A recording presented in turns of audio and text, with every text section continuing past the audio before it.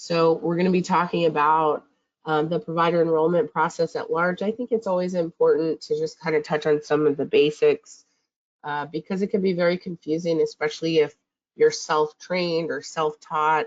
I know I've worked in independent medical practices where resources can be tight, and so the person that manages the office may also be the person that is doing the payer enrollment, Medicare enrollment, or it could be a biller, an administrator, or a group of people. But regardless of where you sit in an organization, I think it's beneficial to just have that kind of at-large picture. We'll talk a little bit about what's going on with PACOS 2.0. Spoiler alert, it's not coming anytime soon.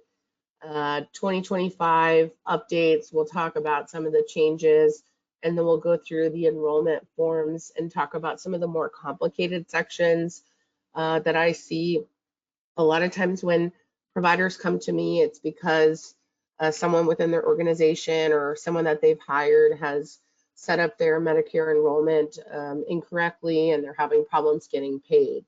And so we're going to talk about some of those stories and why it's super important to get this stuff right on the front end. And then throughout our session, we'll be talking about compliance considerations. I will warn you, I'll probably go to the end of our session.